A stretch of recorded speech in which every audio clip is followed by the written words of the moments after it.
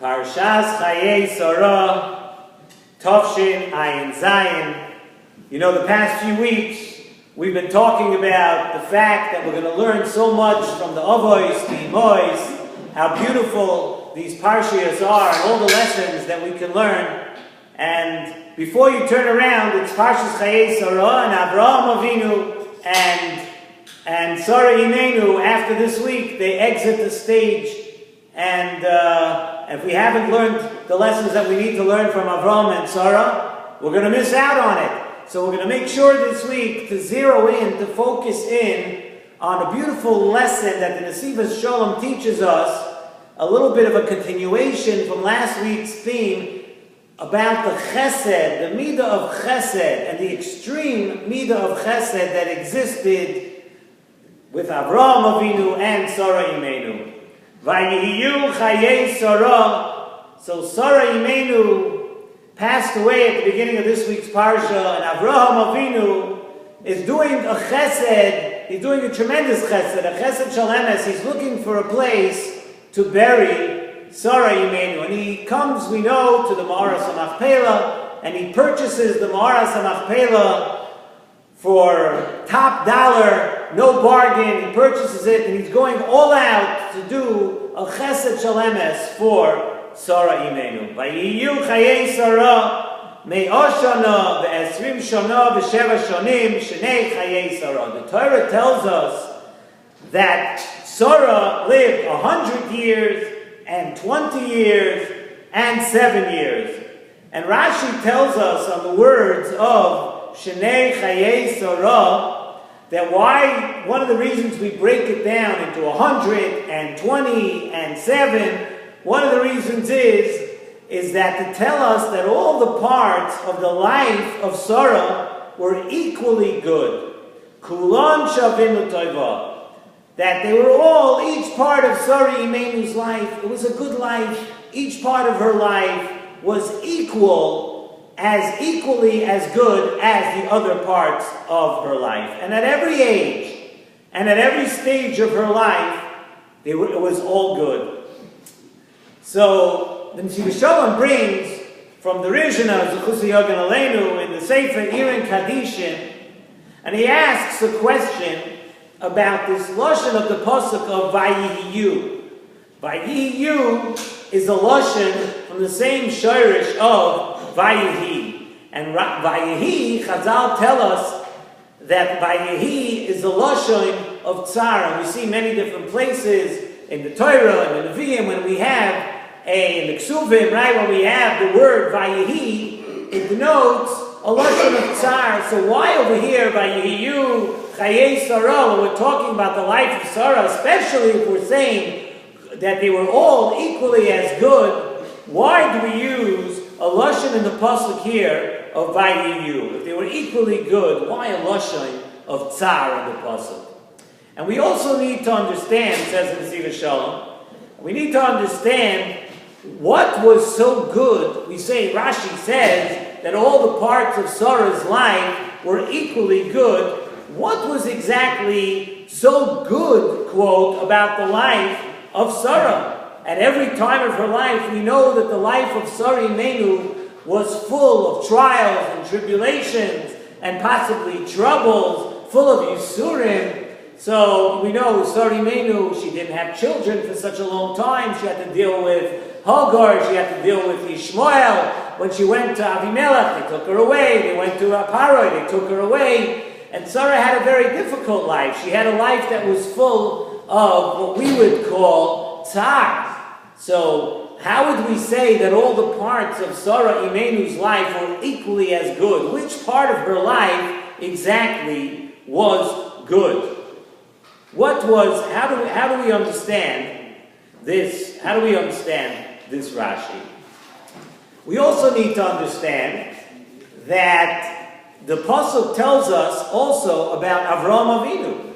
If you look a little bit further, just after the beginning of the parsha, the Torah tells us about Avraham Avinu, V'Hashem beirach es Avraham bakol.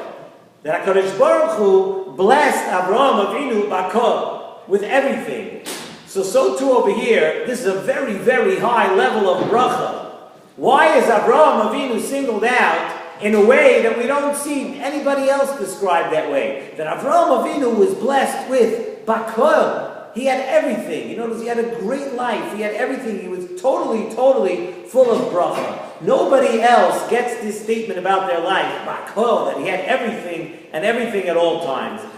So the Nesivos Shalom says, in order to understand all these questions and the complexities of the lives of Abraham and Sarah, we need to continue a little bit and discuss what we talked about last week. And we need to discuss the essence of what defined Avraham Avinu and Sarah Imenu. And we mentioned the pasuk last week in Tehillim Peites. The pasuk says, Ki amarti olam chesed yiboneh. We mentioned that the entire world, we see from this pasuk that the entire world stands on chesed. And we know that Avraham Avinu epitomized this midah. And Avraham Avinu began fixing this world. Avraham Avinu began the Olam HaTikun with that midah, with dafka, that midah of chesed. The idea not just of doing chesed, but the idea of doing chesed 24/7. The idea of constant chesed. And the pasuk there continues, V'chesed kel kol hayoim. And you see that the pasuk there uses a lashon, uses terminology to tell us what chesed really is. The chesed kel kol hayoim. That chesed is something that's constant. Chesed is something that is always going on. The Kabrina, Chusa Yogan Aleinu, tells us an important thing that everybody has to know. And he says that every person needs to make sure, not just that they do chesed, but that they perform chesed every single day. It's an obligation on every person to be conscious of that and to make sure that every single day you do chesed. And a day without chesed is ki'ilu, you did not live that day. A day is considered lived, considered complete, if you do something for someone else. It's the way for a person to bring, like we said last week also, it's a way to bring shefa and bracha upon yourself. The way to do it is to do chesed. You can study with somebody. You can pick someone up with a good word. There are so many ways, some small, some larger. There are so many ways that a person can do a chesed. And the Kabrina tells us that a day without chesed, if we don't live in our day, every single day of our lives, by doing something for someone else, by not living for yourself, by doing things for everybody else, it is as if you did not live that day. And that is how important chesed really is. You do a chesed, and then Hashem turns around and performs a chesed for you. But the chesed needs to be consistent, and it needs to be constant. Something which is actually unique to chesed, we don't find it by other mitzvahs or other midas that you have to constantly do it. You need to sometimes be conscious of your midas, but chesed has that characteristic that it's something that we need to do all the time. Chesed kel kol hayom. Every day, all the time. And all these parshiyos that we go through now, Lech Lecha, Vayera, Chayei Sara, all these parshiyos that we just learned tell us how Avraham Avinu, with his Hachnasas Orchim, with Avraham Avinu refusing to just let Sodom be destroyed without making every effort to do chesed, to try to save them. Avraham Avinu excelled in this midah of chesed. And in this week's parsha, the chesed of acquiring the Maharas HaMachpelah, that really topped it off, because that we see is the chesed shalemes, because we know the chesed you perform for someone that's not alive anymore is a chesed which, of course, you can never be repaid by that person for. And we see that Eliezer also, in our parsha, Eliezer, who was the Eved, who was the slave of Avraham Avinu, he learned and practiced this midah of chesed too. And when Eliezer went out to pick a wife and to help Avraham Avinu find a wife for Yitzchak Avinu, he carried out all these tests of the character. He had to find the character of this girl that would be zocheh to marry into Avraham Avinu's family. All these tests he carried them out to perfection, Eliezer. And they were all tests to test Rivka Avinu on what? They were all about chesed. Why? Because In order for Rivka to be able to marry Yitzchak we know was the midah of Gevurah, says the Nesivos Shalom. And Rivka Imenu needed to bring back that midah of the family of Avraham Avinu, of Chesed, and together they could produce a Yaakov Avinu who was the perfect combination, the midah Tiferes, the perfect combination between the midah of Gevurah of Yitzchak and the midah of Chesed that Rivka was showing to Eliezer that she so had and was ready to enter the family of Avraham Avinu. And that is why Yaakov Avinu was zeicher to have that perfect combination of Chesed and Gevurah. And the Torah teaches us another very, very important lesson here.